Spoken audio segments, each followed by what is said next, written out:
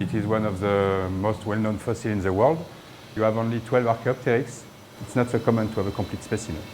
We thought that it was the first bird of Earth's history, but today we think that this is a dinosaur with feathers.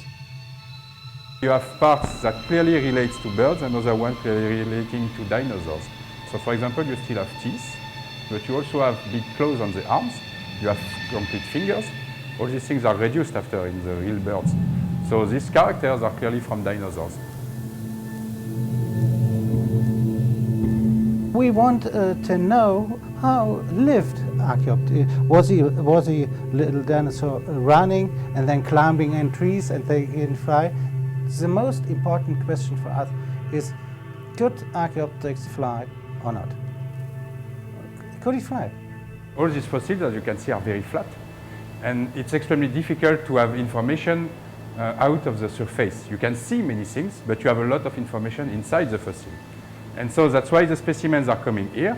We use the very powerful X-rays from the synchrotron. We make what we call a slice beam. So you have to imagine it's a beam that is nearly the thickness of a human hair, on about 10 centimeters in width, but extremely powerful.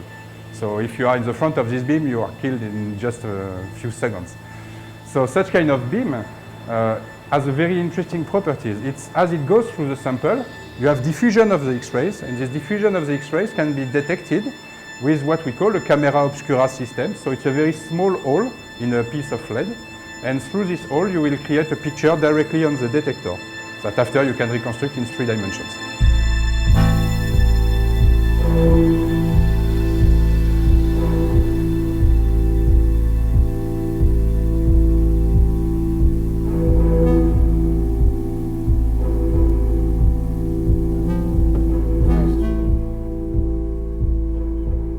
Now what appears really clearer are the vertebrae are very clear. Yes. And even look, if you look on the femurs, you can really see good details. The topology itself is far stronger, but the impressive thing are the feather. You see them here. But the bones here in this position are very clear. Yeah. More than, you cannot see anything there. No, for sure. What is good is even if I change the lighting, we still see the feather. So it really means that they are more visible in the data than in a natural state. We have very good results with a lot of details of our specimens. In former times, the visitors in our museum, they cannot understand the fossil.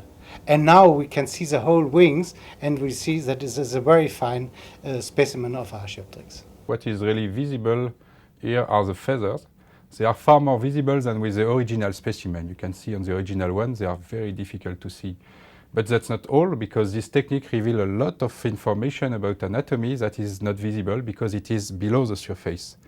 And so we are using this very powerful X-rays to investigate the anatomy in a way that we can better understand what was really the Archaeopteryx and its a position between the dinosaur and the birds.